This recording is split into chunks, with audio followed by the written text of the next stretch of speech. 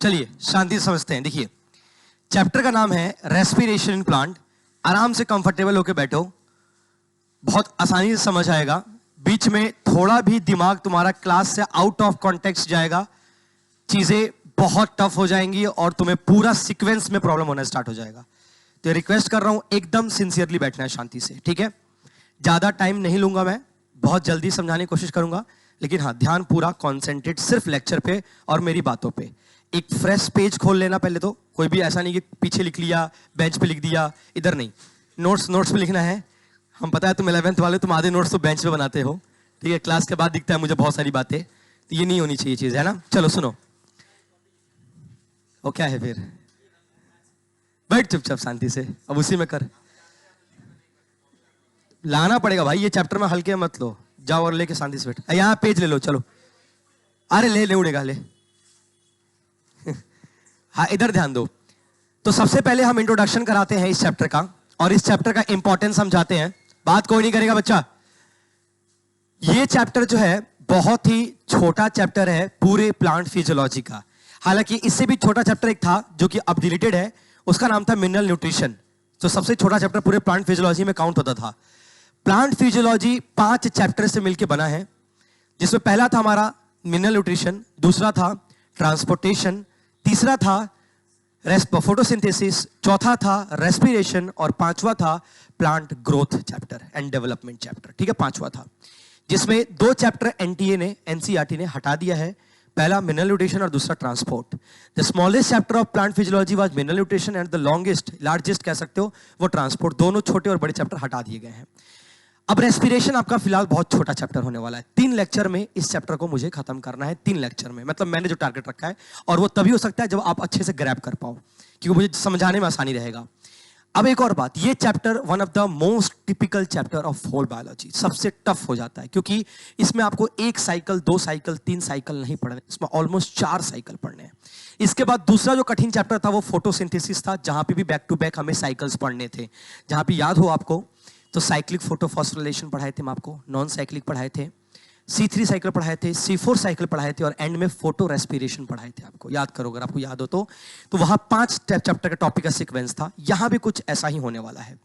मैं इस चैप्टर को पढ़ाने से पहले तो एक बार फोटोसिंथेसिस का ओरली रिकैप करवाना चाहता हूं। ओरली रिकैप इसलिए कराना चाहता हूं कि तुम्हें इस चैप्टर को समझने से पहले थोड़ा सा फोटोसिंथेसिस का रिकैप जरूरी है, क्योंकि ये जस्ट फोटोसिंथेसिस के बाद का प्रोसेस है। अब ये कैसे फोटोसिंथेसिस के बाद का प्रोसेस है मैं समझाता हूं आपको। देखो, एक बहुत बड़ी मिसकंसेप्शन ये होती है लोगों के बीच, बच्चों के बीच, कि ये हेडिंग है रेस्पिरेशन इन प्लांट। तो क्या सर इस चैप्टर में सिर्फ प्लांट की बात हो रही है? तो आपके लिए जवाब होगा नहीं। ये चैप्टर सिर्फ प्लांट के टॉपिक पे बेस्ड नहीं है। ये चैप्टर दुनिया के जितने भी लिविंग्स हैं, मल्टी सेलर से लेके यूनिसेलर तक, यूकैरियोट से लेके प्रोकैरियोट तक, उन सब के अंदर होने वाला मैकेनिज्म जो कि रेस्पिरेशन कहलाता है, ये उन सब का चैप्टर है। तो इसलिए भी ये बहुत ज्यादा इंपॉर्टेंट है। अब ये एक अलग कोइंसिडेंस है कि यहां हेडिंग में प्लांट लगाया गया है और ये प्लांट फिजियोलॉजी में डाला गया है, लेकिन ऐसी कोई बात नहीं है। ये सबके लिए अप्लाई होता है और सबके लिए इक्वली वेटेज का चैप्टर है ये। समझ गए आप? तो पहले चीज दिमाग से निकालेंगे सिर्फ प्लांट की बात हो रही है, नहीं। यहां पे माइटोकॉन्ड्रिया की बात हो रही है, और माइटोकॉन्ड्रिया आपको पता है कि प्लांट के अंदर का ही पार्ट है और एनिमल का भी पार्ट है। फंजाई में भी पाया जाता है और प्रोकैरियोट्स के अंदर, मोनेरम्स में भी पाया जाता है।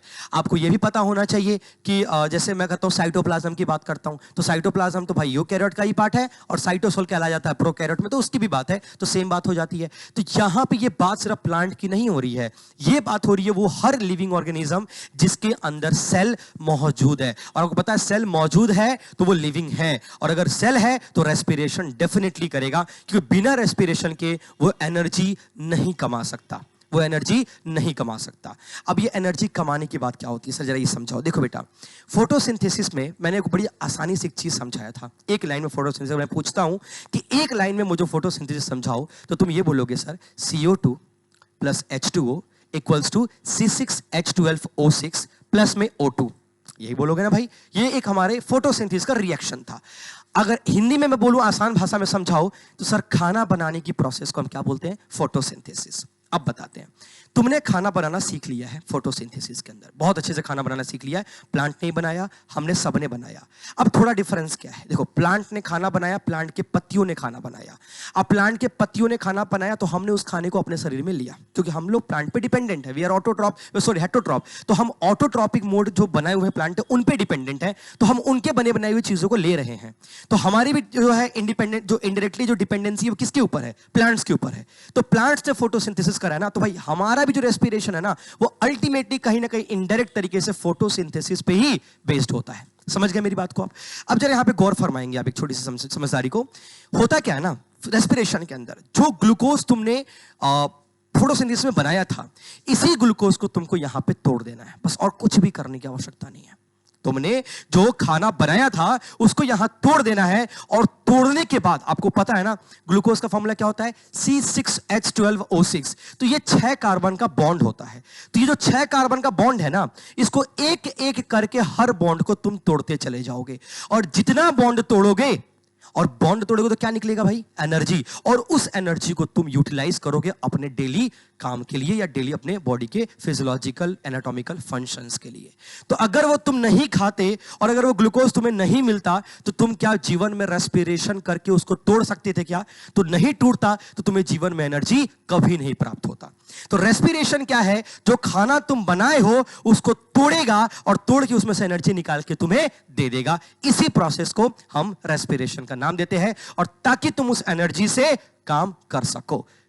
तुम्हें जब मैंने ह्यूमन रेस्पिरेशन पढ़ाया तो तुम्हें यहां भी वहां भी ये सब चीजें मैंने समझाई थी कि किस तरीके से बॉडी एनर्जी गेन करता है और कैसे एनर्जी के हिसाब से बॉडी से आप फंक्शन कर पाते हो। अगर जीवन में खाना नहीं मिले, जीवन चल जाएगा फिर भी जैसे तैसे, लेकिन अगर 1% सांस भी रुक जाए ना तुम्हारी, तो तुम्हारा जीवन संभव नहीं है। मतलब रेस्पिरेशन अगर इनहिबिट होता है किसी भी लिविंग के अंदर, तो उसकी लिविंग एग्जिस्टेंस समाप्त हो जाती है, क्योंकि वो अल्टीमेट एनर्जी बनाने का प्रोसेस होता है और वो तुम्हारी रुक जाएगी, तो तुम्हारी जीवन कभी प्रोसीड ही नहीं कर सकती। मेरी बात समझ में आ गई?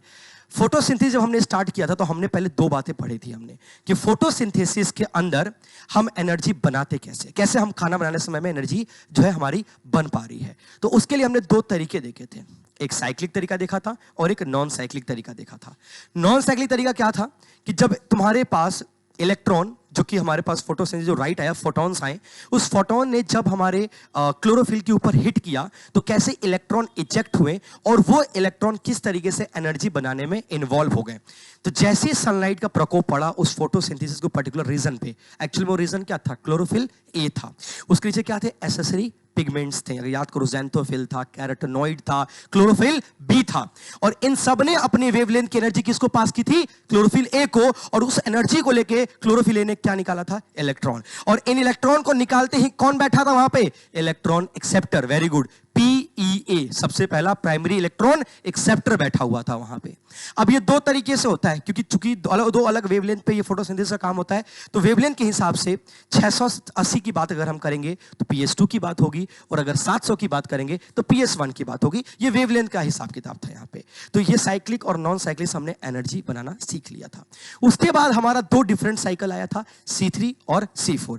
मैंने एक बात बताई थी तुम्हें कि C3 साइकिल जो होता है वो यूनिवर्सल साइकिल है। दुनिया में अगर कोई भी प्लांट फोटोसिंथेसिस कर रहा है तो मस्ट बी C3 कर रहा होगा, लेकिन C4 जो है वो कंडीशनल साइकिल है। वो सिर्फ उन प्लांट के अंदर हो सकता है जिसमें बंडल स्थित सेल प्रेजेंट है, जो एक्सट्रीम एनवायरनमेंट में रहने वाले होते हैं। क्योंकि बंडल स्थित तो एक एक्सट्रीम एनवायरनमेंट का एडेप्टेशन होता है ना भाई, उसको एक स्ट्रेंथ प्रोवाइड करने के लिए होता है। जो सॉर्गम और मेज का एग्जांपल एनसीईआरटी देती है, आपको याद होगा, तो वो उसके क्राइटेरिया के अंदर होता है। क्योंकि C4 भी एक समय पे C3 ही होता है, बाद में वो C3 में ही कन्वर्ट हो जाएगा, स्टार्टिंग बस उसकी C4 की हो जाती है। अब मुझे आप जवाब दोगे, C3 और C4 का अल्टीमेटली क्या उद्देश्य था, क्यों हुआ था C3 और C4, क्यों कराया था मैंने, बताओ, पढ़ के हो? C3 C4 बोलो बोलो। ग्लूकोज, ऑफ कोर्स ग्लूकोज बनाने के लिए भाई, तुम खाना ही तो पका रहे हो। C3 का तरीका अलग था और C4 का तरीका अलग था, अल्टीमेटली खाना ही तो बना रहे हो तुम। तो C3, हाँ, ट्राइओस फॉस्फेट ही तो बनाए थे तुम, बोलो भाई। अब ये जो तुम खाना बना रहे हो, तो इस खाना बनाने में तुम्हें क्या लगा था, एनर्जी लगाई गई थी, जो तुम कहां कमाए थे, साइक्लिक और नॉन साइक्लिक में कमाए थे। अरे यार, वहां कमाए थे और यहां गवाए थे, क्योंकि जब कमाए थे तो वो लाइट रिएक्शन था, और जब गवाए थे तो वो डार्क रिएक्शन हुआ। तो C3 C4 तो डार्क का पार्ट था ना भाई मेरे, और नॉन साइक्लिक साइक्लिक लाइट का पार्ट था। तो हमने कहा था ना कि दिन भर कमाओ और कमाने का जगह कहां था? थाइलाकॉइड के अंदर, जो कि किसका हिस्सा था? ग्रेना का हिस्सा था। और जब तुम उड़ाने पे आ गए, मतलब उसको खर्च करने पे आ गए, तो कहां पहुंचे तुम? स्ट्रोमा में पहुंच गए।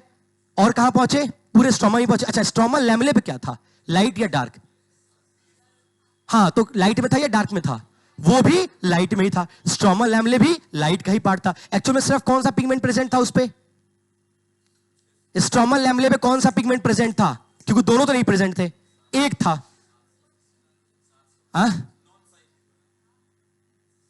अरे कौन सा पिगमेंट, मतलब PS1 वेवलेंथ प्रेजेंट है या PS2? PS2 या 1? कितने बच्चे कह रहे हैं 1 प्रेजेंट था? हाँ, PS1 700 होता है। कितने कह रहे PS2 प्रेजेंट था? PS1 प्रेजेंट था स्ट्रोमा लैमेले पे। थाइलाकॉइड के मेम्ब्रेन पे PS1 PS2 था और लैमेले पे सिर्फ PS1 था, जो कि कितना था? 700 नैनोमीटर का। अभी भी देखो क्लियर नहीं है तुम्हें, ये प्रॉब्लम है, टेंशन की बात है, ठीक है? समझ में आना चाहिए चीज। याद आया? कुछ कुछ याद आ रहा है? तो वहां हमने क्या किया था, मैंने कहानी भी सुनाई थी कि तुम CO2 लाओ, मैं वाटर लाऊंगी, फिर हम खाना बनाएंगे वाली कहानी याद आ रही है आपको? शायरी जैसा सुनाया था, वो फंक्शन था इसके अंदर। अब यहां पे एक बात आती है सर, यहां ऑक्सीजन रिलीज होता है। अब मुझे ये बताओगे, ऑक्सीजन साइक्लिक में रिलीज होता था या नॉन साइक्लिक में? नॉन साइक्लिक में रिलीज होता था। नॉन साइक्लिक में क्योंकि वहां पे बार बार किसकी आवश्यकता पड़ती थी तुम्हें? इलेक्ट्रॉन की। और इस पानी के यूज को हम क्या बोलते थे? यहां पे किस प्रोसेस से नाम देते थे? फोटोलिसिस कहते थे। और फोटोलिसिस कहां होता था?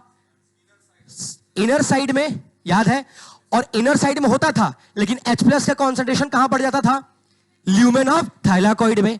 और इसी H+ के कॉन्सेंट्रेशन बढ़ जाने की वजह से ग्रेडियंट मेंटेन होता था, और इसी H+ के निकलने के वजह से कीमोऑस्मोटिक थ्योरी के हिसाब से F0 F1 पार्टिकल के अंदर से ATP एज एंजाइम की हेल्प से ATP बनाया जाता था। कुछ कुछ याद आ रहा है तुम्हें? अब ये बातें मैं क्यों बता रहा हूं तुम्हें? क्योंकि ये सारी बातें यहां लिंक्ड होंगी। लेकिन कोई बात नहीं, अगर आपको ये चीजें नहीं पता है, आप टेंशन ना लें। इस चीज के पढ़ाए हुए मैंने एक समरी लेक्चर डाल दिया ऑलरेडी यूट्यूब पे, आपको मैं लिंक भेज दूंगा। जिस बच्चों ने नहीं पढ़ा है वो एक बार समरी लेक्चर यहां से देख लेंगे। पूरे चैप्टर का समरी एक दिन मैंने बुला के पढ़ाया था ना, रिकॉर्ड किया था मैंने, तो आई थिंक 40-50 मिनट का लेक्चर है। आप फुट से देख लो, तुरंत रिकैप हो जाएगा आपको। ये सारी बातें मैंने पढ़ाई हुई है ऑलरेडी, ठीक है? अब वापस आते हैं अपने इस रेस्पिरेशन के ऊपर, डिस्कशन स्टार्ट करते हैं, ठीक है? देखते बेटा, तो रेस्पिरेशन पे देखो कहानी कुछ ऐसी है।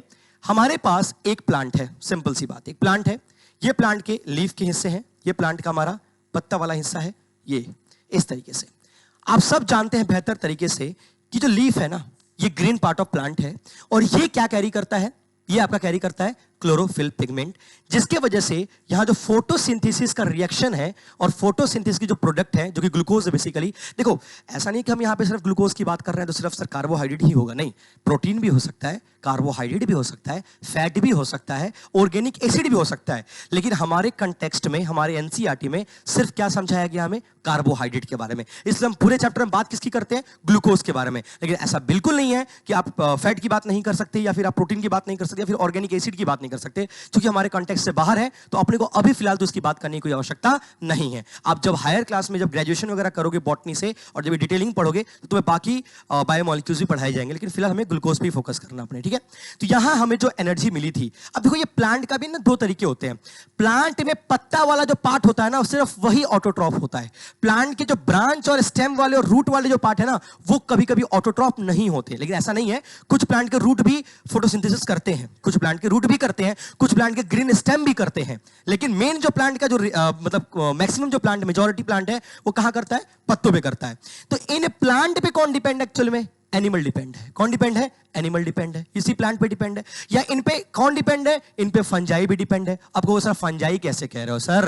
अबे फंजाई सैप्रोफाइट है ना, डिकम्पोजर है ना। अगर ये मरेगा तो खाएगा कौन? फंजाई। तो डिपेंड तो ये भी इसी पे कर रहा है। अब वो सर फंजाई तो एनिमल भी खाता है। अभी तो एनिमल तो पत्ता खा रहा है, तो इनडायरेक्टली तो है ही नहीं इस पे डिपेंड। तो फंजाई भी डिपेंडेंट है। हर कहीं ना कहीं देखो इनडायरेक्टली लिंक है। जो भी हेटेरोट्रॉप्स हैं वो कंप्लीटली डिपेंड किसमें है? ऑटोट्रॉप पे। अब कहोगे सर प्रोटिस्ट को कह सकते हैं क्या?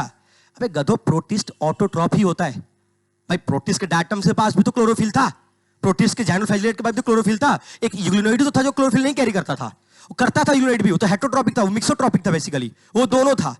हाँ, स्लाइम मोल्ड भी हेटेरोट्रॉप था, नहीं सब वो था, आपको क्या कहते हैं, सैप्रोफिटिक था वो नेचर में। अच्छा, प्रोटोजोन्स क्या थे? वो आपके हेटेरोट्रॉप्स थे, वो आपके हेटरोट्रॉप्स थे। तो यहां भी वैरायटीज है, इसलिए हम प्रोटिस्ट को कंप्लीटली नहीं काउंट करते हैं। तुम सबको बायोलॉजिकल क्लास में पढ़ाया हुआ है, इसलिए मैं थोड़ा वहां सब समझा रहा हूं ये सब चीजों को, ठीक है। चार्ल्स, थोड़ा दिक्कत हो रहा है ना बाबू तुमको, और उतार गया बेचारा। अभी भी ऑफर है, पढ़ोगे?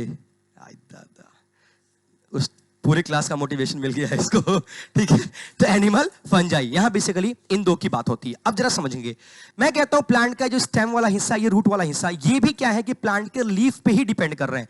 प्लांट जो खाना जो लीफ बना रहा है, वही न्यूट्रिशन इन स्टेम और इन रूट में भी सप्लाई हो रही है, और फिर हम जो पत्ता प्लांट खा रहे हैं वो हमारे तरफ सप्लाई हो रहा है इनडायरेक्ट तरीके से। तो मैंने ये कहा कि यहां पे जो हम बात करेंगे वो सिर्फ बात किसकी करेंगे? कार्बोहाइड्रेट्स की बात करेंगे, क्योंकि मैक्सिमम प्लांट इन्हीं कॉम्पोजिशंस को यूज करता है, और उसमें भी हम किसकी बात करेंगे? ग्लूकोज की बात करेंगे। लेकिन ये नहीं, एनसीईआरटी ने बात लिखी है कि ग्लूकोज के अलावा प्रोटीन की भी क्या कहते हैं, डिकम्पोजिशन रिएक्शन होता है। यहाँ पे ऑर्गेनिक एसिड का भी होता है, ऑर्गेनिक एसिड का भी यहाँ पे टूटना होता है। यहाँ पे आपके फैट भी मॉलिक्यूल भी टूटते हैं, लेकिन चूंकि हमारी मेजॉरिटी जो बात है वो सिर्फ कार्बोहाइड्रेट के ऊपर है, तो हम इसकी ही बात करने वाले हैं यहाँ पे। समझ आ गई आपको ये पूरी कहानी? अब चलो सर, दूसरी बात बताऊं मैं आपको। तो ये जो रेस्पिरेशन है बेटा, एक्चुअल में इस रेस्पिरेशन का नाम मुझे बदल देना चाहिए। अब मुझे क्या रखना पड़ेगा इसका नाम? Cellular respiration. सर ये बात क्यों कही आपने? मैं बताता हूं क्यों कही मैंने। सेलुलर वर्ड इसलिए यूज किया कि पूरे दुनिया में आपको पता है कोई भी अगर चीज लिविंग है तो कंपल्शन है कि उसके पास सेल होना चाहिए, क्योंकि बिना सेल के वो लिविंग नहीं हो सकता। बिना सेल के, डिवीजन ऑफ लेबर के, वो लिविंग कहीं नहीं जा सकता। तो जितने भी लिविंग है, चाहे वो एनिमल हो, चाहे वो प्रोकैरियोट्स हो, चाहे वो यूकैरियोट्स हो, चाहे वो फंजाई हो, प्लांटे हो, प्रोटिस्ट हो, कुछ भी हो भाई, एनिमल है तो वो मतलब लिविंग है तो वो सेल कैरी करेगा, और अगर सेल कैरी करेगा तो उसके अंदर सेलुलर रेस्पिरेशन डेफिनेटली होगा। अब वो दो प्रकार से हो सकता है सेलुलर रेस्पिरेशन। पहले तो बताया मैंने, ये लिविंग का रिएक्शन है, तो ये लिविंग का रिएक्शन है भाई मेरे। तो अगर ये लिविंग का रिएक्शन है तो ये प्रोकैरियोट में भी होगा, ये प्रोकैरियोट्स के अंदर भी इसका मैकेनिज्म सेम होने वाला है, ये यूकैरियोट के अंदर भी मैकेनिज्म को सेम रखने वाला है। अब यहां पे एक और क्राइटेरिया तुम पढ़ सकते हो, ये यूनिसेलर के अंदर भी सेम मैकेनिज्म शो करने वाला है, ये मल्टीसेलर के अंदर भी सेम मैकेनिज्म शो करने वाला है।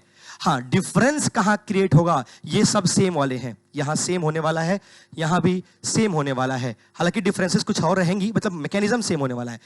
और क्या सेम होने वाला है? ये एरोबिक के अंदर भी इसकी बहुत सारी चीजें सेम होने वाली हैं, और एनारोबिक के अंदर भी बहुत सारी चीजें सेम होने वाली हैं। ठीक है, तो ये कुछ चीजें हैं जो आपके सिलेबस में सेम होने वाली है। ठीक है, कुछ आपके सिलेबस में जो है सेम होने वाली है। ठीक है, अब ये समझते हैं। देखो, अब मैंने समझाना है आपको, जो भी आपने फोटोसिंथेसिस के अंदर, जो भी आपने फोटोसिंथेसिस प्रोसेस के अंदर जो भी आपने कमाया था, एक्चुअल में क्या कमाया था आपने? एक बात बताओ, क्या कमाया था? फूड।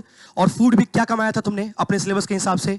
ग्लूकोज कमाया था। तुम्हें करना क्या है ना इस पूरे रेस्पिरेशन में भाई, इसमें आग लगाना है। और तुम्हें पता है आग कब लगेगा? जब तुम उसको क्या दोगे? ऑक्सीजन। मतलब मैं कह सकता हूं कि तुम्हें इसका क्या करना पड़ेगा? ऑक्सीडेशन। जैसे ही तुम इसका ऑक्सीडेशन करोगे, तुम्हें किस चीज की प्राप्ति होगी? एनर्जी की। और इसी प्रोसेस को क्या नाम दोगे? रेस्पिरेशन। अब ये कैसे प्राप्ति होगी वो जरा एक बात समझाता हूं। एक बार नीट में क्वेश्चन पूछा था कि cellular respiration is combined process, या फिर कह सकते हो कलेक्टिव प्रोसेस, या स्टेप बाय स्टेप प्रोसेस। क्या जवाब दोगे? कितने बचे? कलेक्टिव या स्टेप बाय स्टेप रेस्पिरेशन? ये पूछा हुआ क्वेश्चन है असर्शन रीजन के अंदर। एनसीईआरटी लाइन में जो ढूंढूंगा, अभी तुम्हें ढूंढवाऊंगा अभी लाइन। कितने बच्चे स्टेप बाय स्टेप बोल रहे हैं और कितने कलेक्टिव बोल रहे हैं? कलेक्टिव कौन बोल रहा है? कलेक्टिव बता दे। एक बच्ची बोल रही है कलेक्टिव, एक ही बोल रही है, प्रिया। हाँ भाई, स्टेप बाय स्टेप कौन बोल रहा है? बाकी बच्चे स्टेप बाय स्टेप बोल रहे हो, और बाकी बस ये सोच रहे हैं कि जो होगा आंसर उसके साथ है ना भाई? इंटरमीडिएट ढूंढ रहे हो तुम। चलो मैं बताता हूं, एक बात बताओ। मैंने कहा ग्लूकोज का ऑक्सीडेशन एनर्जी देगा। चलो देखो, ये रहा glucose, C C C C C and again what? सी।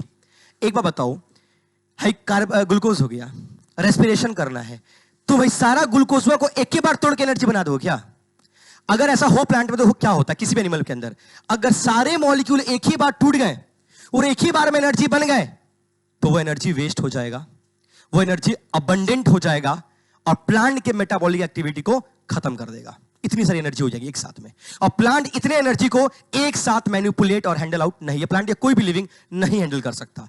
इसलिए रेस्पिरेशन मैकेनिज्म हमेशा याद रखेंगे is an step by step mechanism. ये वर्ड याद रखेंगे, स्टेप बाय स्टेप मैकेनिज्म। इसका यह अर्थ होता है कि अगर ग्लूकोज टूटेगा तो ग्लूकोज एक साथ सारे बॉन्ड तोड़ के एनर्जी नहीं बनाएगा। पहले ग्लूकोज का एक बॉन्ड टूटेगा, एनर्जी रिलीज होगा, 2 बॉन्ड टूटेगा, एनर्जी रिलीज होगा, 3 बॉन्ड टूटेगा, एनर्जी रिलीज होगा, करते करते फिर एंड में हमारा काम समाप्त होगा। इसीलिए तुमने देखा होगा जब ग्लाइकोलिसिस होती है तो ग्लाइकोलिसिस में क्या होता है, एक्चुअल में ग्लूकोज टूटता है। ग्लाइको मतलब ग्लूकोज और लिसिस मतलब तोड़ो। तो तुम ग्लूकोज को तोड़ने की बात कर रहे हो, तो तुम्हें क्या बताओ, क्या ग्लूकोज को तोड़ के CO2 निकाल लेते हो एक ही बार में?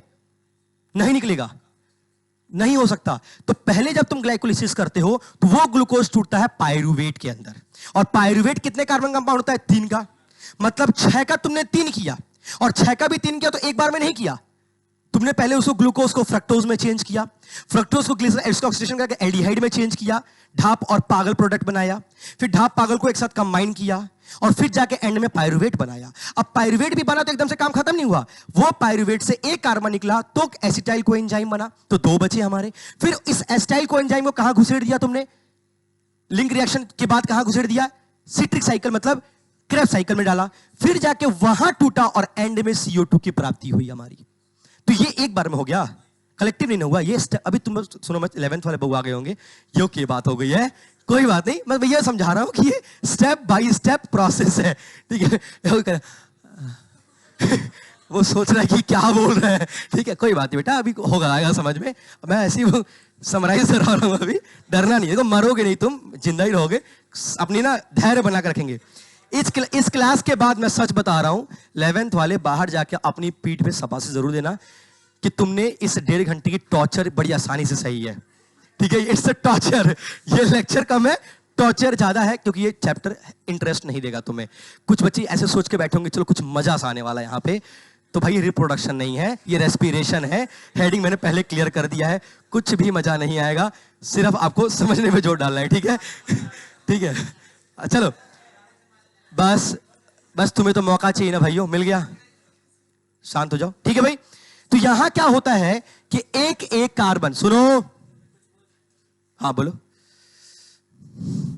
एक एक कार्बन यहां पे टूटेगा, और टूटने के बाद क्या होगा बेटा, यहां से एनर्जी रिलीज होगा। एक एक कार्बन टूटेगा, पहले एकदम से ये नहीं होता। तो तुम्हें याद रखने वाली बात है कि सेलुलर रेस्पिरेशन या फिर respiration is not a collective process, either it is step by step process. अब जरा एक और बात समझाता हूं तुम्हें, कुछ और कॉन्ट्राडिक्टरी चीजें समझाता हूं। जैसे देखो, अगर मैं कहता कि बेटा फोटोसिंथेसिस बताओ क्या होता है, तो तुम पता क्या जवाब देते? तुम कहते कि सर ये रहा ग्लूकोज, सॉरी ये रहा कार्बन डाइऑक्साइड जो कि प्लांट को मिल जाता है, ठीक है, और प्लांट पानी का जुगाड़ रूट से कर लेता है, ये इसको बाहर के एटमॉस्फेयर से जुगाड़ होता है, ये इसको रूट से मिल जाता है, और इन सबको मिला के प्लांट क्या करता है, अपना खाना तैयार कर लेता है, बोलो, और फिर क्या निकाल देता है, ऑक्सीजन, और उस ऑक्सीजन को अपन लोग यूज कर लेते हैं। यही तो काम था फोटोसिंथेसिस में। लेकिन रेस्पिरेशन में क्या हुआ? देखो रेस्पिरेशन में हुआ क्या, रेस्पिरेशन में क्या हुआ, सुनो जरा ध्यान से। ये रहा ग्लूकोज, हमने क्या किया, हमने इस ग्लूकोज का क्या कर दिया, पहले तो ऑक्सीडेशन। ऑक्सीडेशन करते बताओ क्या क्या बनना चाहिए, तुम बर्न कर रहे हो ना, हाइड्रोकार्बन जब भी बर्न होता है, कार्बन डाइऑक्साइड, वाटर, ये कंपलसरी प्रोडक्ट होते हैं, आपको पता होना चाहिए। तो 2 चीज तो मिला तुम्हें, CO2 प्लस, अबे कुछ तो नहीं किया यार, यही तो रिवर्स कर रहा हूं। इसमें क्या रॉकेट साइंस हो गया तुम्हें, हैं?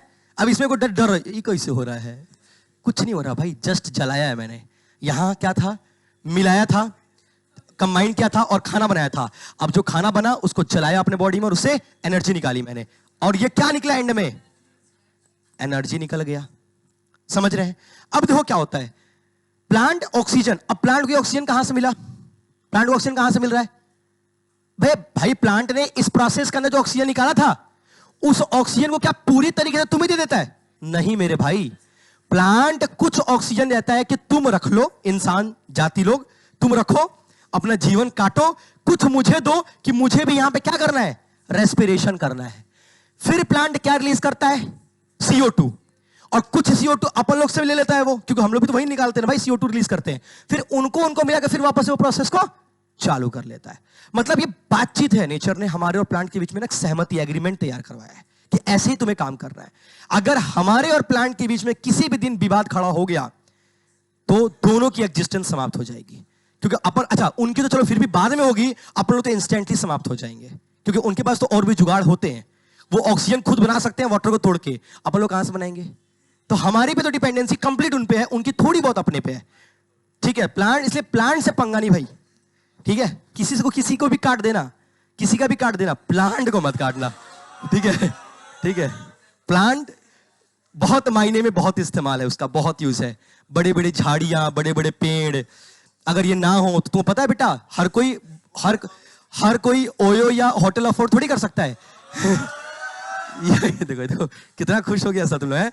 ये अगर पेड़ ना हो बेटा तो आपको पता है आज के समय में नहीं सब हो जा रहा, पहले के समय में यही सब कुछ था बेटा, यही जीवन था लोगों का।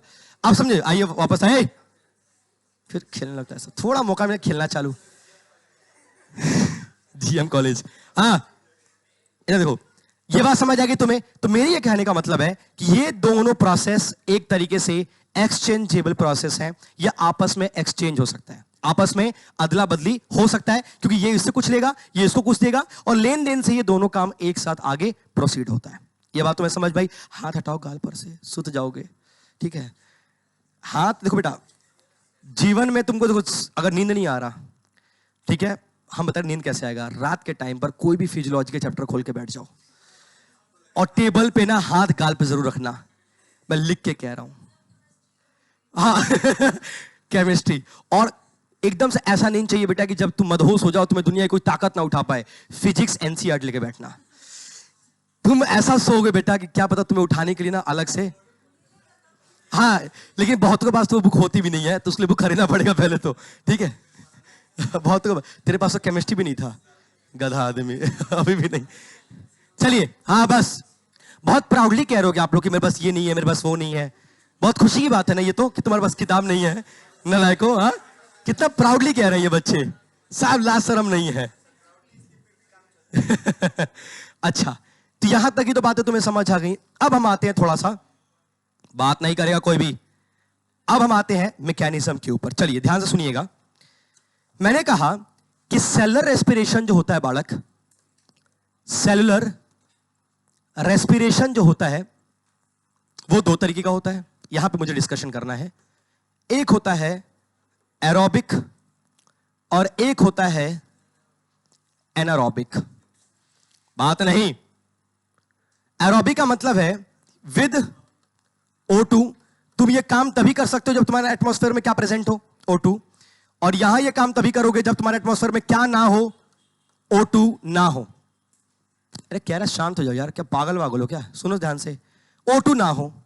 तो अगर O2 ना हो, एनारोबिक रेस्पिरेशन हो रहा है, तो इस रेस्पिरेशन से तुम्हें सिर्फ दो ही चीज मिल सकता है, दो चीज, और उसको याद करेंगे आप। वो दो चीज होता है, पहला बताओ, पहला क्या होता है? किसको याद है? दो चीज मिलता है, एक lactic acid and ethyl alcohol, जिसको इथेनॉल भी बोलते हैं। तो दो चीजें मिलती है तुम्हें, एक लैक्टिक एसिड और दूसरा इथाइल अल्कोहल या फिर इथेनॉल। ये कब, ये कहां होता है? एनारोबिक। अच्छा, एनारोबिक अपन लोग हैं क्या? हम लोग नहीं ना, प्रोकैरियोट्स में होते हैं। कौन होते हैं? मसल्स में होता है रेस्पिरेशन। हाँ बिल्कुल, मतलब हम लोग तो नहीं है, हमारे मसल्स के सेल्स करते हैं। वाइडली कौन सा ऐसा लिविंग है जो प्रॉपरली एनारोबिक पे डिपेंडेंट है? मोनरेंस में कोई बताओ एग्जांपल। हाँ, और बताओ। टीपीएलओ वही इसका एग्जांपल हो गया, सेम ही है। अरे भाई, आर्कीबैक्टीरिया याद है? Sulphur purpose. हाँ, आर्कीबैक्टीरिया में बहुत वीआईपी एग्जांपल था मिथेनोजन के अंदर, मिथेनोकोकस बैक्टीरिया, जो रूमिनेंट्स के गट में पाया जाता है। उससे बढ़िया कौन सा एनारोबिक हो सकता है? तो उनके अंदर एंड रिजल्ट क्या बनता है? लैक्टिक एसिड और इथाइल अल्कोहल, जिसको हम के और नाम से जानते हैं क्या? इथेनॉल। और ये जिस प्रोसेस से बनता है, इस प्रोसेस का नाम क्या है? फर्मेंटेशन। फर्मेंटेशन प्रोसेस से तुम्हें ये दो चीजें यहां पे मिलेंगी। आई बात समझ में? अब देखो, एनारोबिक और एरोबिक में एक जो बहुत बेसिक चीज होता है वो कॉमन क्या होता है वो समझते हैं। देखो, एनारोबिक और एरोबिक में इसके अंदर एक साइकिल चलता है। तुम्हें अभी क्या बताया थोड़ी देर पहले, बताना जरा। रेस्पिरेशन का सही मायने में अर्थ क्या होता है? ग्लूकोज का टूट जाना, किसके प्रेजेंस में? ऑक्सीजन का। तो बेटा एक बात बताओ, ग्लूकोज का टूटना, क्या मैं ग्लूकोज को ग्लाइको लिख सकता हूं? बिल्कुल। और टूटने को क्या बोलूंगा? लिसिस। तो क्या मैं ये वर्ड लिख सकता हूं क्या? ग्लूकोलिसिस या ग्लाइकोलिसिस। तो ग्लाइकोलिसिस इकलौता ऐसा रिएक्शन है बाबू लोग जो एरोबिक में भी होगा और एनएरोबिक में भी होगा। तो ये पूछा हुआ क्वेश्चन है, which of the following part of respiration is common in aerobic as well as anaerobic? Answer will be glycolysis. Glycolysis एक ऐसा पार्ट है जो एरोबिक और एनारोबिक में दोनों में होता है, और ग्लाइकोलिसिस ऐसा पार्ट है जो यूनिसेलुलर प्रोकैरियोट्स में और मल्टीसेलुलर यूकैरियोट्स में भी होता है। मतलब दुनिया के सारे लिविंग रेस्पिरेटरी सेल्स के अंदर ग्लाइकोलिसिस होगा ही होगा। बिना ग्लाइकोलिसिस से तुम ग्लूकोज की तोड़ने की शुरुआत नहीं कर सकते, और ग्लूकोज अगर टूटेगा नहीं तो कभी आगे का काम हो ही नहीं सकता तुम्हारा। ये मेरी बात समझ में आई तुम्हें? अब ग्लाइकोलिसिस कहां होता है, लोकेशन भी समझना पड़ेगा अपने को। सुने, हाँ बिल्कुल सही जवाब क्या है इसका? साइटोप्लाज्म में। अब अगर एग्जाम में साइटोप्लाज्म देखे और साइटोसोल भी दे दे तो बोथ 1 and 2 करेंगे आप, क्योंकि साइटोसोल का इस्तेमाल कब करते हैं हम लोग? प्रोकैरियोट्स के केस में सेम ही चीज है। क्योंकि अच्छा, साइटोसोल और साइटोप्लाज्म में डिफरेंस क्यों बताएगा क्या? देखो, साइटोप्लाज्म थोड़ा एडवांस है, थोड़ी फ्लूइड क्वांटिटी या उसके अंदर जो ऑर्गेनेलिस चीजें बिखरी हुई है ना, वो थोड़ी एडवांस लेवल की है। इसके अंदर क्या है? थोड़ा प्रिमिटिव लेवल है। इसलिए नाम में क्या चेंज हुआ? वो सिर्फ साइटो का एक सॉल्यूशन पार्ट होता है, लेकिन साइटोप्लाज्म क्या है? वो पार्ट जिसमें थोड़ी सी एडवांसमेंट है, थोड़ी चीजें कॉम्प्लेक्स है, मेटाबॉलिक एक्टिविटीज कॉम्प्लेक्स है, बाकी है वो दोनों का सेम बात। तो अगर मैं आपसे पूछूं कि ग्लाइकोलिसिस कहां होता है, लोकेशन बताएं जरा आप, तो आप साइटोप्लाज्म देंगे, और अगर साइटोप्लाज्म और साइटोसोल दोनों दे रखा हो तो आप दोनों बोथ 1 and 2 करके मारेंगे। आई बात समझ में? ग्लाइकोलिसिस का दूसरा नाम क्या होता है? तो ग्लाइकोलिसिस का दूसरा नाम होता है बेटा ईएमपी पाथवे। ईएमपी। अब ये क्या लॉजिक है सर? सर ये साइंटिस्ट के नेम पे। आपको पता ना C4 का नाम एचएन स्लैग था, आपको पता है C3 का नाम केल्विन साइकिल था। भाई ये क्या है? साइंटिस्ट अपने इस मैकेनिज्म को ना अपने नाम से दे देते हैं ताकि वो अमर हो जाए, और सही बात है, मेल्विन केल्विन अमर हो गए, एचएन स्लैग अमर हो गए। तो यहां ग्लाइकोलिसिस को जिसने समझाया था वो 3 साइंटिस्ट की पेयरिंग थी, एम्बडेन, Parnas, mayor and Parnas. एम्बडेन, mayor and Parnas, ये 3 साइंटिस्ट थे। ये भी इंपॉर्टेंट क्वेश्चन है। ये 3 साइंटिस्ट लोगों ने मिलकर इस ग्लाइकोलिसिस साइकिल को, अभी तो बस मैं माइंड मैप करा रहा हूं, अभी कुछ भी डिटेलिंग नहीं हो रही है, सुनते चलो बस कहानी। पहले एक बार पूरी कहानी दिमाग में सेट हो जाए, फिर तो स्टेप समझाने में आसान लगता है, आसान हो जाएगा वो समझाना। ये हुई कहानी। अब ग्लाइकोलिसिस करेगा क्या सर, जरा समझेंगे। ग्लाइकोलिसिस 6 कार्बन का पार्ट होता है, मतलब ग्लूकोज का। उस 6 कार्बन को हम 2 हिस्से में तोड़ देंगे। तो 2 हिस्से में तोड़ेंगे तो कितना कार्बन होगा? 3 और 3। उस 3 कार्बन का एक नाम होगा, और उसका नाम होगा पायरुवेट या फिर पायरुविक एसिड। क्या बताया मैंने? बहुत बेसिक माइंड मैप दे रहा हूं, सुने। मैंने कहा 6 कार्बन है, इसको 2 भाग में तोड़ो, तो एक पार्ट क्या हुआ? 3 कार्बन, और एक पार्ट हुआ 3 कार्बन। क्या मैं इसको 2 into 3 भी लिख सकता हूं क्या? ये 2 का मतलब क्या है? 2 टाइम्स, और इस 3 का मतलब क्या है कि जो प्रोडक्ट बना वो कितने कार्बन का था? 3 का, और इस प्रोडक्ट का नाम क्या हुआ? पायरुवेट या फिर पायरुविक एसिड। और इस दौरान क्या हुआ? इस ग्लाइकोलिसिस के दौरान क्या हुआ? तो जरा समझे, आपको बताया ना मैंने कि ग्लाइकोलिसिस जो प्रोसेस है या फिर जो भी रेस्पिरेशन का प्रोसेस है, उसमें एंड में आपको एनर्जी की प्राप्ति होती है। अरे यार लिखा है यहाँ पे सामने देखो ना, एंड में क्या होती है भाई? एनर्जी की प्राप्ति होती है, आपको एनर्जी मिलता है। तो सर ग्लाइकोलिसिस में भी एनर्जी मिलेगा क्या? हाँ जी बिल्कुल मिलेगा एनर्जी, बहुत अच्छे लेवल की एनर्जी मिलेगी आपको। अब एक बात बताओ सर, एक बार बताओ, बहुत ही सिंपल सवाल है। आपने एक बार जब आपने रेस्पिरेशन ह्यूमन पढ़ाया था तो आपने कहा था कि रेस्पिरेशन जो है वो एनर्जी का खर्च भी मांगता है और तब जाके आपको एनर्जी देता है। ये बात सही है या गलत है? पहले खर्च मांगेगा और फिर देगा, ये बात सही है ना? बिल्कुल, ये बात एकदम डेफिनेटली सही है कि ग्लाइकोलिसिस प्रोसेस पहले कहता है कि मुझे एनर्जी दो, फिर मैं आपको एनर्जी सूद समेत इंटरेस्ट के साथ वापस कर दूंगा। मतलब इसका अर्थ क्या है? इसका अर्थ यह है कि मुझे थोड़ी एनर्जी दो, इस प्रोसेस के आखिरी तक जाते जाते मैं आपको एनर्जी बढ़ा के वापस करूंगा। मतलब मुझे आप प्रिंसिपल दो, मैं आपको इंटरेस्ट के साथ वापस कर दूंगा। प्रिंसिपल मतलब मूलधन दो, मैं आपको ब्याज के साथ वापस करूंगा। अब ये क्या बात होती है, कितनी एनर्जी क्या बनती है, वो सारी बातें बताने वाला हूं। देखो, अब देखो भाई क्या है यहां पे एनर्जी का मतलब मैं मानूंगा पैसा। एक गाना सुना पैसा, है ना? एक नेपाली सॉन्ग आया पैसा, बड़ी अच्छा वाइब आ रहा गाना सुन के, पैसा, है ना? हाँ, कुछ समझ नहीं आ रहा, लेकिन बस उतना समझ में आता है उस गाने में कि पैसा कुछ बोला उसने, ठीक है। पैसा, हाँ। अब सुनो क्या हो रहा है, पैसा। अब तुम उसको पैसा समझना बेटा, फिर से सुनो, दो बातें होती हैं। मैंने तुम्हें एक बात बताई थी, वहां पे पैसा दो तरीके से कमाया जाता है, एक या तो कैश कमा लो या फिर एक चेक से कमा लो, ठीक है। समझ आ रहा है ना, चेक से कमा लो। यहां भी एनर्जी ना दो फॉर्म में कमाई जाती है। यहां इन फॉर्म का नाम बदलने वाला है, देखेंगे। एक होता है भैया SLP टाइप और एक होता है OP टाइप। अब ये सब बेसिक सिखा रहा हूं इसलिए कि जब ये चैप्टर का फ्लो स्टार्ट होगा तो ये बातें वहां तुम्हें पता होनी चाहिए, वरना नहीं समझ आएगी तुम्हें तो फिर क्लियर नहीं होगा। ये चैप्टर का रिकैप पहले करा रहा हूं मैं। What is SLP? सबस्ट्रेट, हाँ, लेवल यहां तो फॉस्फोराइलेशन ना, फॉस्फोराइलेशन, सबस्ट्रेट लेवल फॉस्फोराइलेशन। और यहां OP का मतलब होता है बिल्कुल ऑक्सीडेटिव फॉस्फोराइलेशन। अब देखिए जरा, मेरी बात को ध्यान से समझेंगे, सुने, बात नहीं, शांत हो जाओ। अभी बहुत कठिन चीजें आ रही धीरे धीरे, अभी तो बहुत हल्का चल रहा है, तुम्हें लग रहा है अरे सर अब हम ही बोल रहे हो टफ है, तो बहुत आसान पढ़ा रहे हो। अभी रुको ना, अभी मरोगे ऐसे। देखो, substrate level phosphorylation. What is phosphorylation means? भाई फॉस्फोराइलेशन का मतलब होता है ना कि कोई चीज ADP था पहले, क्या था? ADP। ADP का मतलब क्या है? Adenosine diphosphate. तुमने उसका फॉस्फोराइलेशन कर दिया तो वो डाई से किस में चेंज हो गया? ट्राई में। तो भाई तुम्हारे काम का क्या है? ATP। तुम्हारे बॉडी में मैं लाख ADP भर दूं, तुम कुछ कर सकते हो क्या जीवन में? नहीं, क्योंकि वो कभी एनर्जी मॉलिक्यूल बन ही नहीं सकता। एनर्जी मॉलिक्यूल तो तभी संभव है सर जब हमारे पास फॉर्म क्या हो? ट्राई का हो, ATP का फॉर्म हो। तो ADP से जब ATP बनेगा तो तुम्हें तो फॉस्फेट ऐड करना पड़ेगा इसके अंदर। अब वो फॉस्फेट चाहे इनऑर्गेनिक हो चाहे ऑर्गेनिक, कहीं से भी आओ, उससे मतलब नहीं है, फॉस्फेट तो ऐड करना पड़ेगा। उस फॉस्फेट को ऐड करने के बाद ही तुम ADP को किस में कन्वर्ट कर सकते हो मेरे भाई? ATP में कन्वर्ट कर लोगे। समझ आई बात? अब ये दो तरीके से हो सकता है, या तो तुम सबस्ट्रेट लेवल पे ऐड कर लो या फिर तुम ऑक्सीडेटिव लेवल पे ऐड कर दो। अब ये फर्क क्या है सर इन दोनों में? सुने, देखो, अब इस पे स्लाइड पीछे आऊंगा, पहले एक चीज समझाता हूं कि पूरे रेस्पिरेशन का सीक्वेंस कुछ ऐसा होने वाला है। देखो देखो क्या होने वाला है, समझेंगे। पहले क्या होगा? सबसे पहले कहानी कैसे स्टार्ट होगी बेटा? ग्लाइकोलिसिस से। फिर इसके बाद ये कहानी पहुंच के जाएगी लिंक्ड रिएक्शन के पास। लिंक्ड रिएक्शन के बाद ये कहानी कहां पहुंच के जाएगी? क्रेब साइकिल के पास, जिसका एक और नाम होता है सिट्रिक साइकिल। और एक और नाम क्या होता है? TCA। Full form?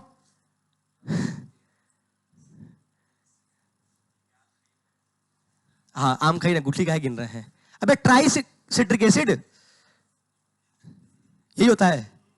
आगे tetra citric acid, try tetra भी तो सकता है। Try etcetera, tetra, try, try, ठीक है। सुने, अब सुने, इसके बाद ये काम पहुंचेगा, बात नहीं, इसके बाद कहां जाएगा? ETS। इसको हम बोलते हैं इलेक्ट्रॉन ट्रांसपोर्ट सिस्टम, जो कि बेसिकली किस फॉर्म में होता है? चेन फॉर्म में होता है। क्या होता है बेटा? चेन फॉर्म में। अब इन सबके लोकेशन बदल जाएंगे। सुनो, ये कहां होगा? साइटोप्लाज्म में। कहां होगा भाई मेरे? साइटोप्लाज्म में, सेल के साइटोप्लाज्म या फिर साइटोसोल में। ये एरोबिक एनारोबिक दोनों में, यूनि मल्टी दोनों में। लिंक्ड रिएक्शन कहां होता है? माइटोकॉन्ड्रिया में। ये सब कहां होंगे अब? माइटोकॉन्ड्रिया में। अब माइटोकॉन्ड्रिया के भी अंदर स्पेसिफिक लोकेशंस होते हैं। वो क्या होता है? माइटोकॉन्ड्रिया का आउटर पार्ट होता है, outer membrane, inner membrane, inter membrane space, matrix of mitochondria. 4 part होते हैं उसके। अभी वो नहीं बताऊंगा, वो तो तुम्हें समझ नहीं आएगा, बस इतना जान लो ये सब किसके पार्ट है? माइटोकॉन्ड्रिया, और ये भी माइटोकॉन्ड्रिया। बीच में जो खुसर फुसर कर रहे हो ना, मत करो, सीख लो पहले भाई, नहीं समझ आएगा वरना फिर रोते फिरोगे पूरे टाइम। देखो भाई, अब क्या हो गया? सुनो, मैंने क्या बात बताई, यहां पे तुमने एनर्जी कमाया, यहां तुम्हें एनर्जी मिली, तुम्हें यहां भी एनर्जी मिली, तुम्हें यहां भी एनर्जी मिलेगा, और तुम्हें यहां भी एनर्जी ही मिलेगा। बस इन तीनों एनर्जी में क्या है? ये तीनों कमाए गए एनर्जी है, और ये एनर्जी जो है जो तुम्हें फाइनली तुम्हारे हाथ में मिलेगा। मतलब यहां तुम्हारी एनर्जी तुम्हें हाथ में नहीं दी जाएंगी। जैसे मान लेते हैं मैं काम करता हूं, मैं एक एम्प्लॉय हूं, मैं पूरे महीने काम करता हूं, तो काम करता हूं तो मेरे काम के पैसे तो ऐड हो रहे हैं ना मेरे वहां ऑफिस में, क्योंकि काम कर रहा है इसके पैसे ऐड हो रहे हैं, लेकिन मुझे पैसे मिलेंगे कब? अगर मैं डेली वेजेस पे काम कर रहा हूं तो मुझे काम खत्म करके शाम के टाइम पे पैसे मिलेंगे। अगर मैं मंथली इनकम पे काम कर रहा हूं तो पूरे महीने के आखिरी में पैसे मिलेंगे। अगर मैं एनुअल इनकम पे काम कर रहा हूं तो मुझे पैसे एनुअली मिलेंगे। समझ रहे मेरी बात को? तो यहां ये मेरे काम के ऐड कर रहे हैं कि देखो भाई तेरी एनर्जी फिक्स हो गई, ले भाई तेरा कमाई का पैसा फिक्स हो गया, यहां फिक्स हो गया, यहां आते आते अब ये पैसा अपने पास रख और जा जी ले अपनी जिंदगी। फर्क समझ में आया इस एनर्जी में उस एनर्जी में? अब यहां मैंने पीछे कुछ बताया था आपको, देखो जरा, ओपी और एसएलपी। एसएलपी का मतलब क्या है? तुम्हें पैसा डायरेक्ट दे दिया गया। पैसा क्या हुआ? डायरेक्ट। इसका मतलब क्या? पैसा। पैसा कैसे दिया गया? डायरेक्ट फॉर्म में। और डायरेक्ट फॉर्म का पैसा कैसा होता है? एटीपी। तो तुम्हें पैसा किसके फॉर्म में मिला? एटीपी के फॉर्म में। लो भाई एटीपी लो, एंजॉय करो, कोई दिक्कत नहीं है। प्रोफेशनल जगह पे जाओगे तो कभी पैसा कैश में नहीं मिलता।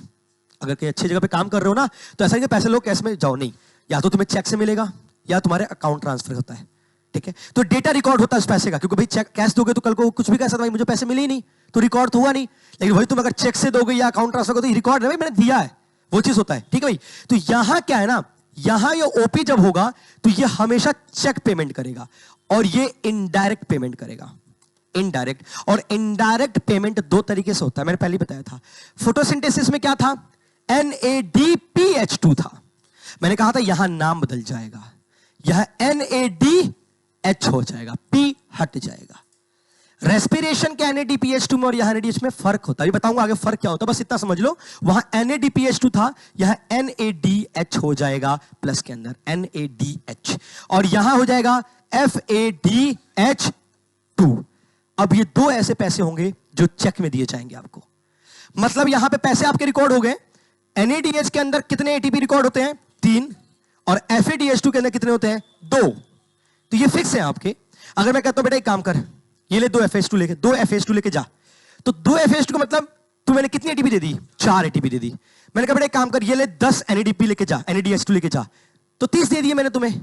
तो यहां ये चीज हो गया। तो अब मैं क्वेश्चन मैंने नहीं पूछा था, पीवाई का क्वेश्चन है, PYQ में ये क्वेश्चन था कि कौन सा फॉस्फोराइलेशन, सॉरी कौन सा, हाँ फॉस्फोराइलेशन जो है आखिरी तक जाने वाला है और कौन सा है जो है रास्ता में ही खत्म हो जाएगा? बिल्कुल सही जवाब, ओपी लास्ट तक जाएगा, क्योंकि काम खत्म करो, चेक लो, बैंक जाओ, उस चेक को एक्सचेंज करो, फिर कैश लो और तब घर आओ। तो ये लॉन्ग टेकिंग प्रोसेस है, लेंदी है, आखिर तक जाएगा। तो ओपी जो है इसका एक्सटेंड कहां होता है? फ्रॉम, ये पूछा हुआ क्वेश्चन बेटा, सब बातें यहां पूछी गई हैं क्योंकि ये क्वेश्चन भर के देगा तुम्हें। From glycolysis to where? ETS। और ETS वो जगह है बेटा, ETS बैंक होता है, यहां पे बैंक है। तुम पढ़ते हो बचपन से, mitochondria is the powerhouse of the cell, पढ़े हो? आज तक पढ़े हो ना? अब एक्चुअली समझ में आ रहा है क्यों पावर हाउस है? क्योंकि वो ऐसा नहीं बेटा भागला आते। उस टाइम मैंने 6-7 में देखा है बच्चों को, power house power house power house, क्या पढ़ा? पावर हाउस, ठीक है? तो वो पढ़ के आते हैं ना, क्योंकि वो वही आता ही है। तुम्हें पता सेल का क्या मतलब है? Sir mitochondria the powerhouse of the cell, तो ये होता है। अब समझ में आ रहा है क्यों पावर हाउस है? क्योंकि सारा कांड आखिरी में हो कहां रहा है? कौन से पार्ट में? सारे पैसे निकल कहां रहे हैं? अरे पैसे निकल रहे हैं कहां? माइटोकॉन्ड्रिया में ना, इसीलिए वो पावर हाउस है। समझ गए आप? पावर हाउस है, समझ रहे हैं ना? तो मैं ये कह रहा था भाई कि यहां जो समझेंगे आप ध्यान से कि फ्रॉम ग्लाइकोलिसिस टू ETS कौन चलने वाला? अपना ओपी। और जो SLP है ये कहां चलेगा? Till Kreb cycle. Kreb cycle पे ये खत्म, मतलब from glycolysis to Kreb, TCA cycle, glycolysis to TCA। ये देखो ना भाई, ग्लाइकोलिसिस से कहां तक? क्रेब। क्योंकि यहां तो वही आएंगे ना जो बैंक, भाई बैंक में तुम कब जाते हो? एक बताओ, तुम गधे हो क्या? तुम कैश लोगे पैसे को और बैंक में चले जाओगे? क्या करने जाओगे? पैसे दिखाने, इतना कमाया मैंने, है? ये ऐसे जाओगे वहां के एम्प्लॉय बुढ़ाने, ये लो सर इतना कमा लिया, ये तो नहीं करने जाओगे ना भाई। बैंक में तो तभी जाओगे जब चेक होगा तुम्हारे हाथ पे, क्योंकि सब्जी वाला चेक से पैक सामान थोड़ी देगा तुम्हें। सब्जी किराना दुकान में क्या, भाई मेरे पास पैसे दो, क्या सामान ले लिया सर, पैसे दो, ये लो चेक 1 लाख का है, लो सर, नहीं देगा ना भाई वो। उसके लिए तुम्हें मजबूरन कहां जाना पड़ेगा? बैंक में। लेकिन कैश ले लो तो बैंक में जाओगे नहीं फिर। समझ रहे मेरी बारी? समझ रहे हैं आप? अब ये हो गए सर डिपॉजिट करने जा रहे हैं बैंक में, भाई ये समझाने की बात है, थोड़ा कॉमन सेंस लगाओ, ठीक है? देखो बच्चे दो तरीके से होते हैं, एक गधे होते हैं और एक के पास कॉमन सेंस नहीं होता। दो तरह के बच्चे होते हैं। गधे कौन होते हैं? जिसके पास कॉमन सेंस बहुत ज्यादा हो जाता है, वो गधे बन जाते हैं। और इसके पास कॉमन सेंस नहीं होता, वो तो एग्जिस्ट ही नहीं करने चाहिए वैसे बच्चे।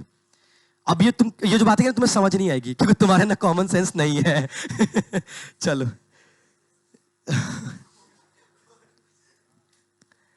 इतना रैप्टे मारूंगा ना तेरे, मिलना बंद हो जाएगा तू। ठीक है भाई, हो गया, समझ आ गई बात? यहां तक की चीजें क्लियर हुई सबको, हाँ या ना?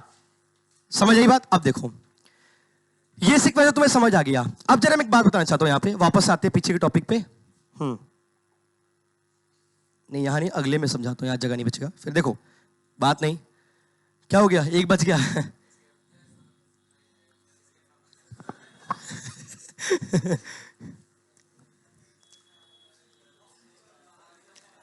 बात है ये, जिसका कॉल आ रहा है वो चुपचाप गेट खोले और जाए, चुपचाप शांति से जाए, डिस्टर्बेंस नहीं चाहिए, ठीक है? कॉल आ रहा है, अभी चले जाओगे, कुछ कांड कर रहे हैं तो कॉल नहीं आएगा, पढ़ने बैठ गए तुम्हें कॉल आना स्टार्ट, क्यों मेरे बेटा इतना देर तक पढ़ रहा है, ये नहीं होना चाहिए। हाँ भाई, ग्लाइकोलिसिस में क्या बोला था मैंने, 6 कार्बन होते हैं, 2 भाग में टूटते हैं, 3 और 3 के अंदर, इन तीनों का नाम होता है पाइरुवेट। क्या नाम होता है जी?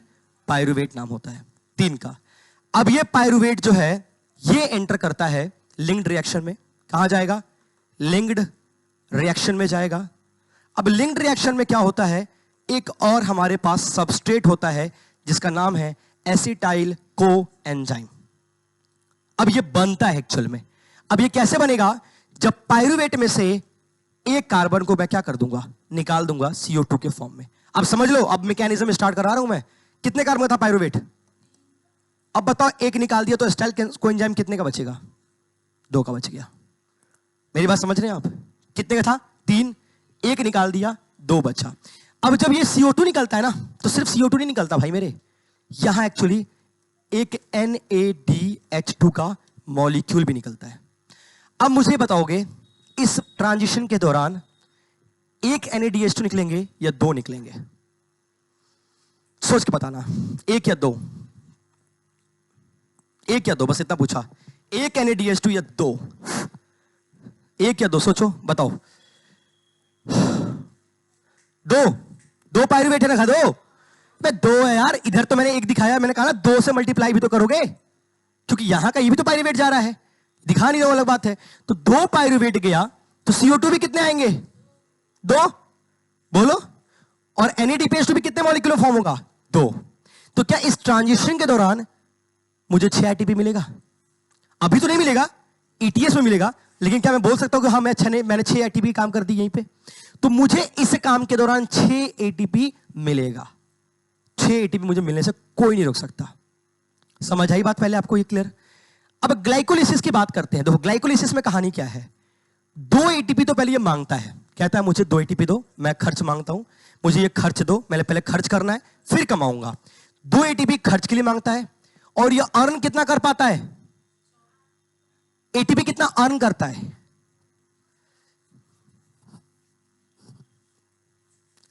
कितने ATP? 2 या 4? अर्न कितना किया? 2 या, तुम नेट अर्न बताओ कितना किया? तुम नहीं, नीट वाले बताओगे। तुम्हें क्या, तुम क्या 4-5 कर रहे हो? तुम्हें क्या पता कहां से अर्न हो रहा है? तुम कुछ भी बोले जा रहे हो यार। चलो मैं इतना हिंट दे देता हूं, कि ग्लाइकोलिसिस में नेट ATP काउंट जो होता है वो 8 होता है। चलो इतना हिंट दे दिया। तो हमको बताओ ना ATP कितना बनेगा? 4 की 2? 4 ATP। अच्छा ठीक है, 4 ATP तुम कह रही हो बनेगा टोटल, ये कह रही हो ना? NADPH2 कितने बनेंगे फिर? 2 बनेंगे। बात नहीं, शांत नहीं रह जाता तुम लोग से। हाँ अब जरा ध्यान समझेंगे, एक NADH2 कितने ATP के बराबर होता है? 3। तो बताओ ये भी कितने ATP हो गया? 6 ATP हुआ क्या? यहां कितने ATP बने थे? 4। दोनों मिलाए तो कितने ATP बने? और बताओ इस प्रोसेस ने कितने ATP खर्च मांग लिया? तो 10 में से 2 तो खर्च में निकल गए ना। एंड कितना बना? सिंपल है। अब इस पे भी क्वेश्चन कितनी बार पूछा गया कि ग्लाइकोलिसिस में नेट ATP काउंट कितना होता है? सिंपल है। अब तुम्हें ये नहीं पता ना, कि अब डरो मत, मैं ये सब पहले डेटा बता रहा हूं। मैंने कहा ना अभी कुछ भी सीक्वेंस में है, बस समझ लो पहले कहानी क्या हो रहा है। अदरवाइज मैं सीधे टॉपिक पे समझाना स्टार्ट करूंगा, तुम्हें ये कभी रिलेट नहीं हो पाएगा। पहले समरी समझो, रिकैप कर लो, ठीक है, एक माइंड मैप बन जाए तुम्हारे दिमाग में, रोड मैप कि भाई चैप्टर चल कैसा रहा है। फिर जब तुम्हें सीक्वेंशियल इवेंट आएंगी तो तुम्हें सब चीजें क्लियर होंगी। तो भाई 8 एटीपी बन गया हमारे पास। अब बताओ 8 एटीपी वहां बना था और ट्रांजिशन स्टेप में कितने एटीपी बने थे हमारे? 2 NADPH2 है क्या? एक NADPH2 3 के बराबर होता है, तो कितने हो गए भाई? ये 6 हो गए। कितने हो गए? 6। तो बताओ ये 6 एटीपी और ये कितने हो गए? 8। और टोटल, अच्छा 6 और 8 कितने हो गए? 14 हो गया। अब मैं बता रहा हूं, देखेंगे ध्यान से, यहां हुआ 8, यहां हो गए 6, 8 6। अब मैं तुम्हें बता रहा हूं, एंड तक जाते जाते फाइनली उस सेल को पता है कितना एटीपी मिलता है? 38 एटीपी मिलता है एंड में। तो क्वेश्चन पूछेगा क्रम में कितने से एटीपी बने होंगे? भाई यार 6 यहां बन गए, 8 यहां बन गए, एंड में तुम्हें टोटल 38 मिलने वाला है। तो बताओ क्रैब में कितने एटीपी बने होंगे? ऑफ कोर्स 24 बने होंगे भाई मेरे।